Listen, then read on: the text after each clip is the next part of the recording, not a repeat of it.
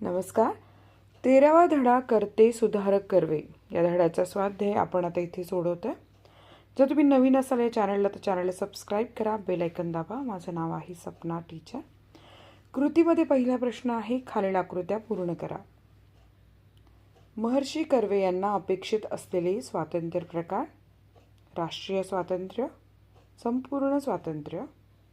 महर्षी कर्वे यांचे स्त्री स्वातंत्र्याबद्दलचे विचार: स्त्रियांना गुलामीतून मुक्त करायचे असेल तर देशाला संपूर्ण स्वातंत्र्य मिळालं पाहिजे. आपण गुलाम आहोत याचे स्त्रीला भान आले पाहिजे. स्त्रीने शिक्षण घेतलेच पाहिजे.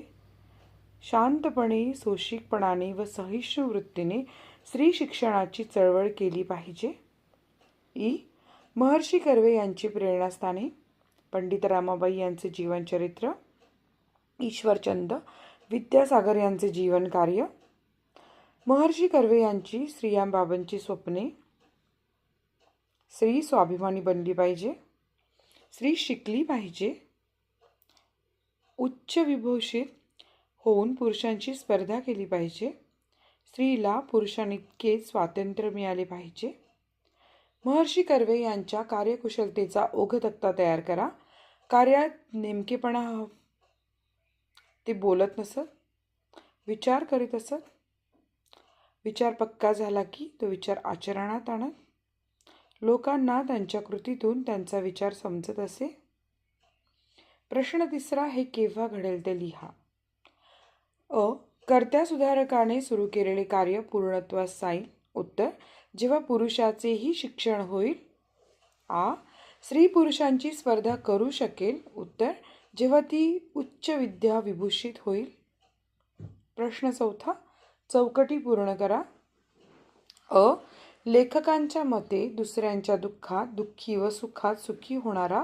उत्तर: स्थितप्रज्ञ.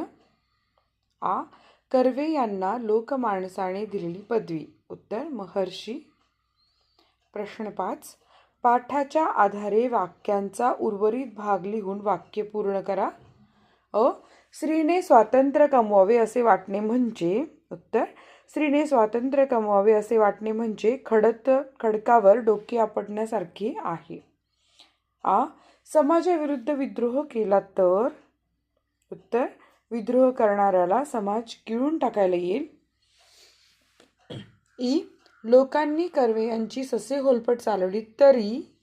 उत्तर: कर्व्यांनी त्यांना शिव्याशाप दिले नाहीत किंवा आपल्या कार्यापासून कर्वे विचलितही झाले नाहीत.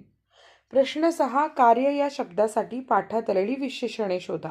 उत्तर: मोठे, अतोनात, कठीण, ऐतिहासिक, जटिल, अटीतटीचे, महाकठीण, अलौकिक, महान इत्यादी. प्रश्न 7, खालील वाक्यातील वाक्प्रचार शोधा. शिक्षकांनी सांगितलेली हृदय आठवण आमच्या मनात घर करून राहिली आहे. उत्तर: मनात घर करून राहणे. वक्त्यांचे विचार अनेकांच्या पचनी पडले नाहीत. उत्तर: पचनी न पडणे. प्रश्न 8, खालील वाक्यातील उभयान्वी अव्यय शोधून लिहा. त्याने लाडू व करंज्या खाल्ल्या. उत्तर: व हे उभयान्वी अव्यय. तो येणार कारण त्याला पैशांची गरज आहे. उत्तर: कारण ही उभयान्वी अव्यय. प्रश्न 9, केवळ प्रयोगी अव्ययांचा वापर करून वाक्य पुन्हा लिहा. काय सुंदर देखावा आहे हा. उत्तर आहे ओहो, काय सुंदर देखावा आहे हा. प्रश्न 9, केवळ प्रयोगी अव्ययांचा वापर करून वाक्य पुन्हा लिहा. अरे रे, असा प्रसंग वैऱ्यावरही देखील येऊ नये. छे, तुझी कल्पनाच मुळी मला पसंत नाही. वाह वाह, आज तू खूप छान खेळलास. प्रश्न 10, स्वमत. स्त्रियांनी शिकणे अत्यंत गरजेचे आहे या विधानामागील अण्णांचा दृष्टिकोन स्पष्ट करा. उत्तर: समाजात स्त्रियांची संख्या साधारणपणे पुरुषांइतकीच असते. थोडी कमी जास्त असू शकते. त्यामुळे स्त्रिया हा समाजाचा अर्धा भाग आहेत. दुर्दैवाने आपल्या समाजाने स्त्रियांना मागासलेले ठेवले. परिणामी अर्धा समाज मागासलेला राहिला. याचे असंख्य तोटे समाजाला आजही सहन करावे लागत आहेत.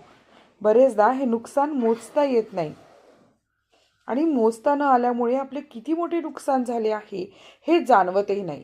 स्त्रियांना मागे ठेवण्यामुळे समाजाची अर्धी बुद्धिमत्ता वाया जाते. ही बुद्धी समाजाच्या उपयोगी आली असती, पण ती दडपलेली जाते.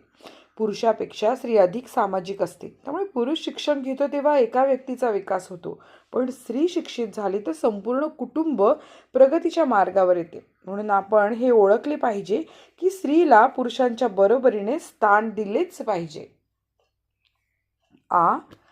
जया अंगी मोठेपण तया यातना कठीण हे वचन महर्षी कर्वे यांच्या जीवनाला कसे लागू पडते ते स्पष्ट करा. उत्तर: अण्णासाहेबांनी अतिशय मोठे स्वप्न पाहिले होते. ते समाजासाठी फार मोठी झेप घेऊ इच्छित होते, पण त्यांच्या या स्वप्नाला संपूर्ण समाजाची साथ मिळाली नाही. समाजाने त्यांना ओळखले नाही, उलट त्यांच्या पराकोटीचा विरोध केला. त्यांचा सतत अपमान करण्यात आला, त्यांना धक्काबुक्की करण्यात आली, अगदी त्यांच्या कपड्यांनाही फाडले गेले. हे सगळे रोजचेच झाले होते. त्यामुळे त्यांना रोज कपडे शिवण्याची वेळ येत असे. स्त्री शिक्षणासाठी त्यांनी देणग्या गोळा केल्या, पण त्यासाठी त्यांच्यावर सतत भ्रष्टाचाराच्या धमक्या दिल्या जात. त्यांच्या चळवळीमुळे कुटुंबियांनाही मोठा त्रास सहन करावा लागला. त्यांच्यावर समाजाने बहिष्कार टाकला. हे सर्व त्यांच्या दृष्टीने फार यातनामय होते. तरीही लोककल्याणासाठी अण्णासाहेबांनी हे सर्व कष्ट आणि वेदना सहन केल्या. आज आपण त्यांच्या स्मारकाची उभारणी करतो, परंतु त्यांच्या प्रत्यक्ष जीवनात त्यांना फक्त दुःख, कष्ट आणि यातनाच भोगाव्या लागल्या. जया अंगी मोठेपण तया यातना कठीण हे तुकाराम महाराजांचे वचन अण्णासाहेबांच्या जीवनाला अगदी तंतोतंत लागू पडते. करते सुधारक कर्वे या पाठातून महर्षी अण्णा कर्वे यांचे तुम्हाला जाणवलेले वेगळेपण तुमच्या शब्दात सांगा. उत्तर: अण्णासाहेब कर्वे यांचे मोठे वेगळेपण या पाठातून वाचकांसमोर स्पष्ट दिसते. अनेकदा सामाजिक कार्य करणाऱ्या व्यक्तींना आपल्या कार्याचा गर्व वाटतो आणि या गर्वामुळे ते आक्रमक होतात. पण अण्णासाहेबांची प्रकृती याच्या अगदी उलट होती. त्यांना प्रचंड आत्मविश्वास होता, मात्र गर्व नव्हता. ते कधीच आक्रमक झाले नाहीत. उलट त्यांनी शांतपणे कोणावरही न रागवता किंवा अक्रास्ताळेपणा न करता आपले कार्य सुरू ठेवले. त्यांच्या अपमानास्पद घटना घडल्या, अडथळे आले, हल्ले झाले, अगदी त्यांच्या कपड्यांनाही फाडले गेले, तरी सुद्धा ते न डगमगता, न घाबरता, न दुःखी होत अगदी शांतपणे सर्व सहन करत राहिले. ते स्थितप्रज्ञाप्रमाणे नव्हे तर खऱ्या अर्थाने स्थितप्रज्ञ होते. हा त्यांचा गुण आणि त्यांचे वेगळेपण मला अत्यंत भावले व आवडले. धन्यवाद मित्रांनो आणि मैत्रिणींनो. जर तुम्हाला हा व्हिडिओ आवडला असेल तर नक्की या व्हिडिओला लाईक करा, चॅनलला सबस्क्राईब करा आणि व्हिडिओ जास्तीत जास्त मित्रमैत्रिणींना शेअर करा, म्हणजे त्यांचाही फायदा होईल.